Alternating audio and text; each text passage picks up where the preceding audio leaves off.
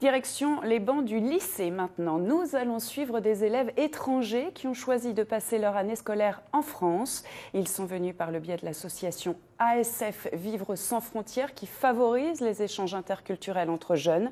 Sylvie Malal et Christian Lemel ont notamment suivi Kaïdé entre son lycée à Haguenau et sa famille d'accueil à Soufflenheim. Reportage.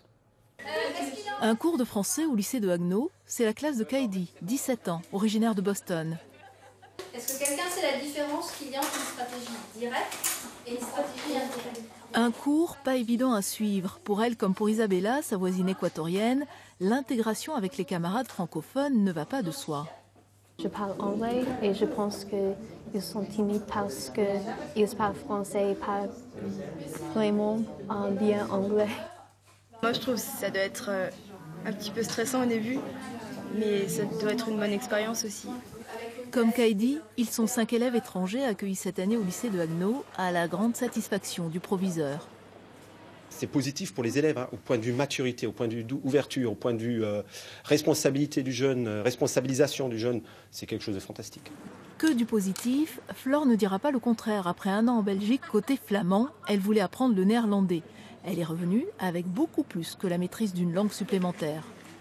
Ah oui, c'était la plus belle année de ma vie sans doute. Pourquoi ? J'ai tellement appris de choses sur moi-même, sur les autres, sur toutes les cultures, quand j'y repense, c'est vraiment très beau. Pour Kaïdé, après les cours, c'est le bus jusqu'à Soufflenheim. C'est là-bas que se trouve sa famille d'accueil. Bilan de la journée. Le cours de français était un peu dur pour moi, mais après l'école, je pense que je vais demander à mes amis d'envoyer un peu les notes et de m'aider. Kaïdé s'est engagée à passer toute son année scolaire en France, 10 mois, sans aucune possibilité de rentrer chez elle. Les coups de blues existent. Les familles, les bénévoles de l'association sont présents pour les aider à traverser effectivement cette période, qui en général effectivement sont temporaires. On connaît même pratiquement les cycles de ces périodes de blues et on arrive à les gérer avec eux très bien. Diana, tu nous entends? Il est quelle heure là au Costa Rica? Il est 8h30. Et le quotidien par rapport ici à la France, qu'est-ce qui est très différent?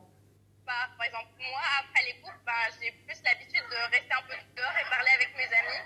Alors qu'ici, tout le monde va rentrer chez soi et dormir et ne rien faire. Dormir? Ah oui, ils dorment tout le temps.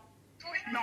Quelques surprises à gérer, d'autant que le plus souvent, les familles d'accueil, notamment en France, sont en milieu rural. Il faut se faire une raison.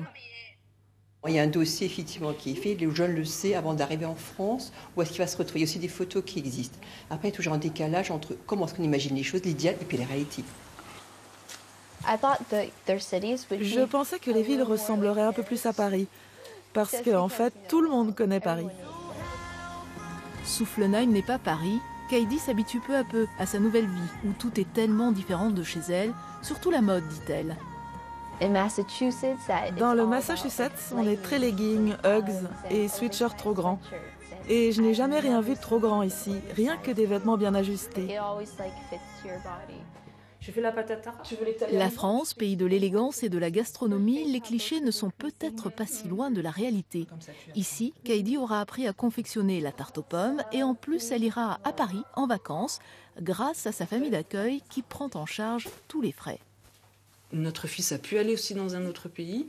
Les gens étaient prêts aussi à lui faire découvrir leur région, leur pays. Je veux dire, pour nous aussi, on a envie de faire découvrir notre pays, ce qu'on aime, quoi. Malgré cela, l'année à l'étranger coûte cher. Pour les parents de Kaïdé, environ 15 000 $ et presque autant pour un jeune Français qui veut se rendre aux États-Unis.